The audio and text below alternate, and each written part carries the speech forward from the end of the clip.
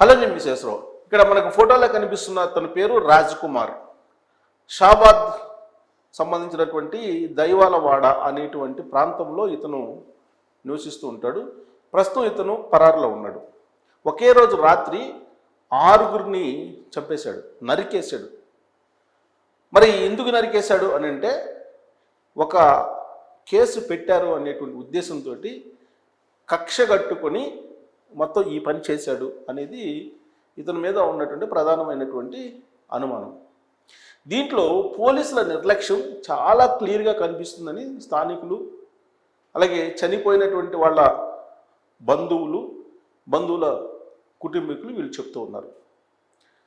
ప్రస్తుతం future city commissioner Tarun Joshi ఆయన Shabad SI రమేష్ని suspend చేశారు. చేతులు కాలేక ఆకలు పట్టుకున్న చందంగా పోలీసులు వ్యవహరించారు అనేది ఈ కేసులో ప్రాథమికంగా ఆ భావన కలుగుతుంది ఎక్కువ మందికి. కారణం ఏంటంటే మైనర్ బాలికని వేధిస్తున్నారు అనేటువంటి ఉద్దేశంతో కంప్లైంట్ వెళ్ళింది ఇతని మీద. కంప్లైంట్ వెళ్ళినప్పుడు అతని మీద కేసు ఫైల్ చేశారు. కేసు ఫైల్ చేస్తే అతను జైలుకి వెళ్ళాడు. జైలుకి వెళ్ళిన తర్వాత బెయిల్ మీద బయటకు వచ్చాడు. బయటకు వచ్చిన తర్వాత శనివారం రోజు రాత్రి ఇతను 6గురిని ఒకేసారి చంపేశాడు. బాలిక తల్లిని, బాలిక నాయనమ్మని, అతని భార్యని, అతని 2 పిల్లల్ని చంపేశాడు. అంతేకాదు, ఈ హత్యల కంటే ముందు ఈ బాలిక తండ్రిని కూడా ఇతనే విషమిచ్చి చంపాడు అనేది కూడా వినిపిస్తుంది. ఇంత కరుడు కట్టినటువంటి ఉన్మాదం ఉన్నటువంటి ఈ రాజ్ కుమారు 6గురిని చంపేసి ఎంచక్క కారు వేసుకొని వెళ్ళిపోయాడు. వెళ్ళిపోతే పోలీసులు ఆలస్యంగా మేల్కొన్నారు. ఆయన ఆచూకీ కోసం ప్రయత్నం చేస్తున్నారు. 10 ప్రత్యేక బృందాలను ఏర్పాటు చేసి ఇప్పుడు అన్వేషిస్తూ ఉన్నారు. పోలీసులకు అందుతున్నటువంటి సమాచారం ప్రకారం నందిగామ స్టేషన్కి సమీపంలో అతను వేసుకెళ్ళినటువంటి కారు, అతను ఫోన్ సిగ్నల్స్ ఉన్నాయని ఐడెంటిఫై చేశారు.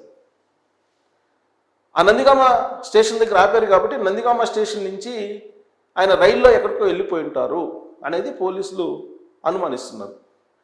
అక్కడ వరకు ఇన్వెస్టిగేషన్ వెళ్ళింది.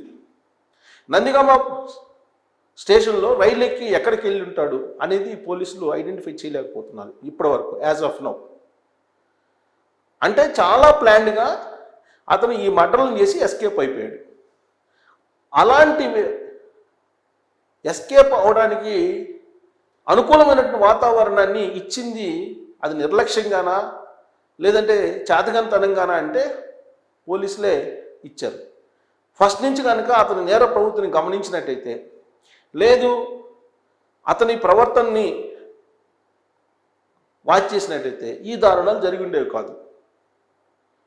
అంత ఉన్మాది యొక్క నేచర్ ఏంటి అనేది అక్కడ లోకల్ పోలీసులకు తెలియలేదు అని అంటే ఆ కేసు పట్ల నిర్లక్ష్యంగా వీళ్ళు వ్యవహరించారు అనేది స్థానికుల ప్రధానమైనటువంటి ఆరోపణ. ఇప్పుడు రైల్వే పోలీసులతోటి కోఆర్డినేట్ అయ్యారు. షాబాద్ పోలీసులు కోఆర్డినేట్ చేసుకొని ఇప్పుడు అతన్ని పట్టుకోవాలి అనే ఉద్దేశంతో సీసీ ఫుటేజ్ని, రైల్వే స్టేషన్లో సీసీ ఫుటేజ్ని వీటన్నిటిని తీసుకొని చెక్ చేస్తున్నారు. ఏ ట్రైన్ ఎక్కి వెళ్ళాడని, ఏ ట్రైన్ ఎక్కి వెళ్ళినా ఎక్కడో దగ్గర దిగుతాడు, ఎక్కడ దిగాడో తెలియదు. ఇన్వెస్టిగేషన్ని వేగవంతం చేశారు. మరోవైపు కొంతమంది ఏమంటున్నారు, అతనే చనిపోయి ఉండొచ్చు, సూసైడ్ చేసుకొని ఉండొచ్చు అని చెప్పి. ఎందుకని అంటున్నారంటే ఇతను 6గురిని చంపేసిన తర్వాత, హత్య చేసిన తర్వాత ఆయన తండ్రికి ఫోన్ చేశాడు రాజ్ కుమార్. ఫోన్ చేసి నేను ఇలా చంపేశాను 6గురిని, నేను కూడా చనిపోతాను అని చెప్పిన తర్వాత వెళ్ళిపోయాడు. అతను వెళ్ళిపోయిన తర్వాత ఈ రాజ్ కుమార్ తండ్రి వచ్చి పోలీసులకు చెప్పాడు. అప్పుడు పోలీసులు అలర్ట్ అయ్యారు. ఈ లోపుగా అతను కారు వేసుకుని వెళ్ళిపోవడం ఇవన్నీ జరిగాయి. సేఫ్ సైడ్గా వెళ్ళిపోయాడు అతను. రాజ్ కుమార్ తండ్రి వచ్చి పోలీసులకు చెప్తే పోలీసులు అలర్ట్ అయ్యారు. కాబట్టి రాజ్ కుమార్ తండ్రికి చెప్పాడు కాబట్టి అతను చనిపోయి ఉంటాడు అనేటువంటిది ఒకటి వినిపిస్తుంది. ఎందుకు తండ్రికి నేను చనిపోతున్నాను, నేను కూడా వెళ్ళిపోతున్నాను, చనిపోతానని చెప్పాడు.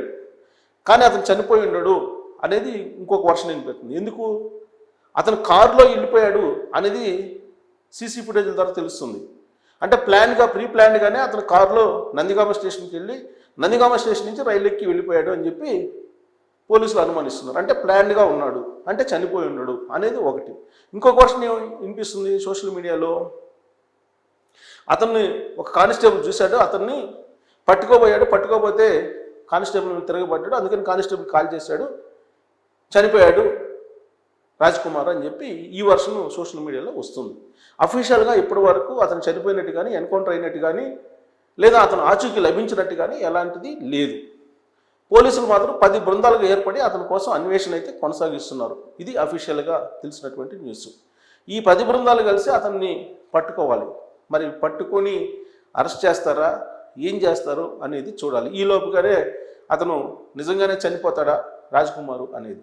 అయితే ఈ మొత్తం ఎపిసోడ్లో అమ్మాయిలు ఉన్నటువంటి పేరెంట్స్ తెలంగాణలో ఖచ్చితంగా ఆందోళన చెందుతారు. ఎందుకనంటే పక్కింటి అబ్బాయి వేధింపులకు గురి చేస్తున్నాడు అని కంప్లైంట్ చేస్తే పోలీసులు నిర్లక్ష్యంగా వ్యవహరించారు. ఫలితంగా అతను మళ్ళీ తిరిగి వచ్చి చంపేశాడు. అంటే కంప్లైంట్ ఇస్తే పోలీసులకి చంపేస్తారేమో అనేటువంటి ఒక భయం సమాజంలోకి వెళ్ళిపోయింది. అనేక మంది ఆకతాయిలు అనేక మంది ఉన్నారు, వేధించేటువంటి వాళ్ళు ఉన్నారు, కేసులు పెడుతూ ఉంటారు వాళ్ళ మీద, పోలీసులు పిలిచి మాట్లాడుతూ ఉంటారు. మరి ఈ ఇన్సిడెంట్ని చూసిన తర్వాత అమ్మాయిలు ఉన్నటువంటి తల్లిదండ్రుల్లో ఖచ్చితంగా ఒక ఆందోళన అయితే ఉంటుంది. ఒకవేళ వేధించినప్పటికీ ఆకతాయిలు పోలీస్ స్టేషన్కి వెళ్ళి కేసు పెడితే న్యాయం జరుగుతుందా అనేటువంటి ఒక పెద్ద క్వశ్చన్ మార్క్ అయితే ఖచ్చితంగా అమ్మాయిల తల్లిదండ్రుల్లో ఇప్పుడు ఉంటుంది. దీని నుంచి బయటపడాల్సిన బాధ్యత ప్రభుత్వం మీద ఉంటుంది. బయటపడాయాలి. పేరెంట్స్కి భరోసా ఇవ్వాలి, సమాజానికి భరోసా ఇవ్వాలి ప్రభుత్వం.